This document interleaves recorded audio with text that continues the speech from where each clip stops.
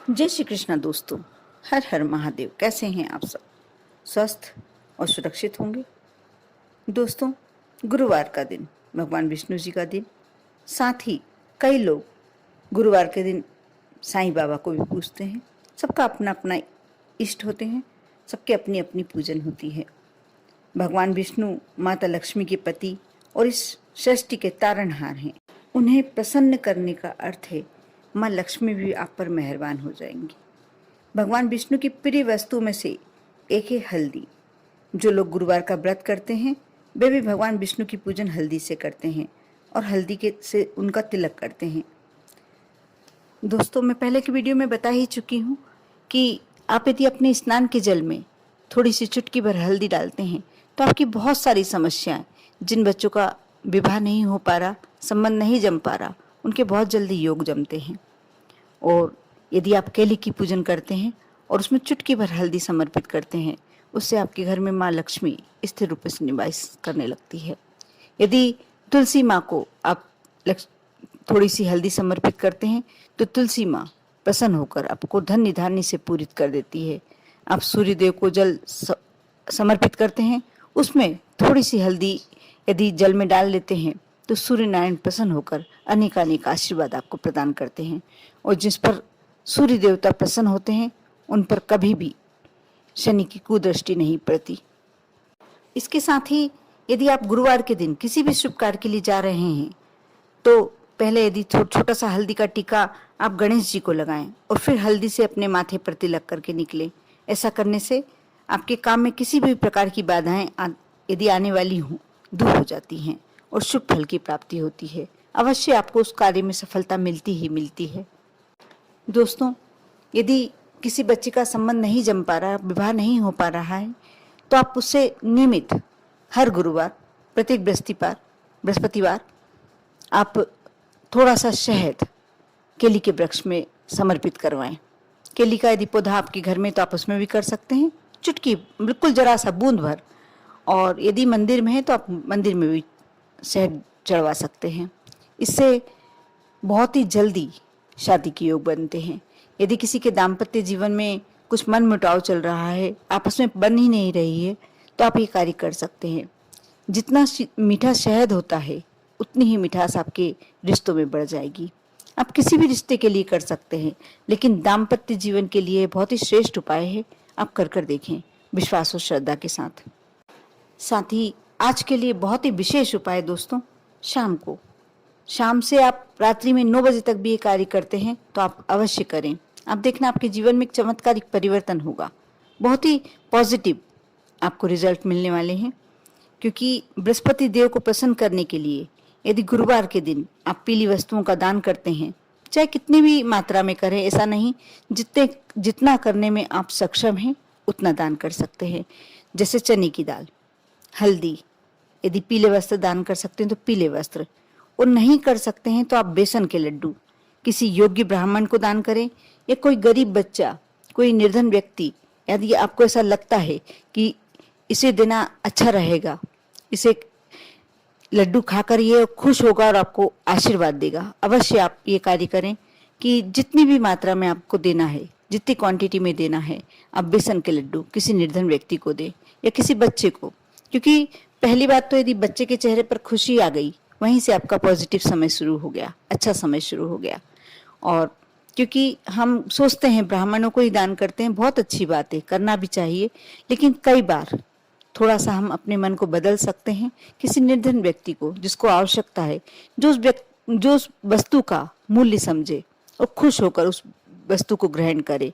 कोई बच्चे को यदि आप देते हैं, गरीब बच्चे को देते हैं और वो खाकर खुश होता है, लेकर खुश होता है, तो आपका तो समझ लीजिए अच्छा समय की शुरुआत हो ही चुकी है। आप किसी निर्धन व्यक्ति को या गरीब बच्चे को बेसन के लड्डुओं का दान अवश्य करें। ऐसे ही किसी छोटे बच्चे को आपको लगता है कि इसे दे सकते हैं, किसी के वस्त्र फटे हुए हों, नहीं पहनने लायक हो, तो आप मन बना कर रखें। गुरुवार के दिन उसे भले ही कैसे भी पहनने लायक कपड़े दें, आप छोटे बच्चे के लिए आप कपड़े दे सकते हैं पीले रंग के। इस वस्त्र का दान करना बहुत ही महत्वपूर्ण माना गया है। और गुरुवार के दिन जब आप पीले वस्त्र, पीला भोज्य पदार्थ या और कुछ पीली वस्तुएं आप दान करते हैं किसी को, और वो जब ग्रहण करता है तो समझ लीजिए अनेक अनेक आशीर्वाद आपकी झोली में आ जाते हैं, और वह आशीर्वाद आपको बहुत ही ऊंचाई पर ले जाने का कार्य करते हैं। आप अवश्य थोड़ा सा मन बनाकर और ये चीजें अवश्य दान करें। आप किसी भी गुरुवार चाहे तो बिल्कुल आज से ही आर्थिक संकटों को दूर करने के लिए और भगवान विष्णु को प्रसन्न करने के लिए गुरुवार के दिन शाम को जब भी आपको समय मिले, ऐसा नहीं है कि शाम को ही करना है, रात्रि में भी कर सकते हैं, जब आपको समय मिले हाथ में थोड़ी सी हल्दी ले लें और थोड़े से अक्षत, उसे अक्षत को बिल्कुल हल्दी में रंग लीजिए और भगवान विष्णु जी की प्रतिमा या फोटो आपके घर है, तस्वीर आपके घर है, तो उनके समक्ष बैठकर विष्णु सहस्त्र नाम का पाठ करें सच्चे मन से। यदि आप सच्चे मन से कार्य कर लेते हैं और मन में अच्छा भाव रखते हैं तो आपको आर्थिक संकटों से मुक्ति मिलेगी। आपके हर कार्य बिना बाधा के पूरे होते चले जाएंगे। आपको समझ में ही नहीं आएगा कि कल तक तो इतना कुछ था ही नहीं, आज कहाँ से आ गया। ये सब आपके आगे आगे आपका भाग्य चलता चलेगा।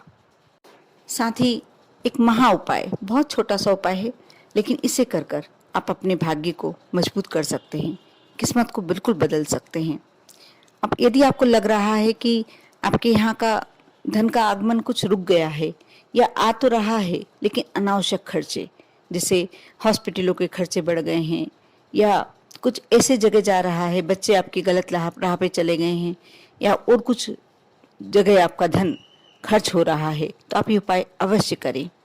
थोड़ी सी पीली सरसों ले लें और रात्रि में जब आप सोने जाने लगे तब आपको ये कार्य करना है।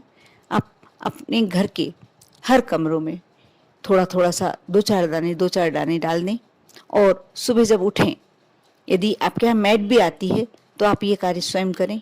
थोड़ा सा उस जो सरसों आपने बिखराई है, पीली सरसों, उठाकर अपने हाथ से उठाकर उसे और एक कागज में भरकर या खुले भी फेंक सकते हैं, बहुत दूर एक ताकत लगाकर आप अपने घर से उसे दूर फेंक दीजिए।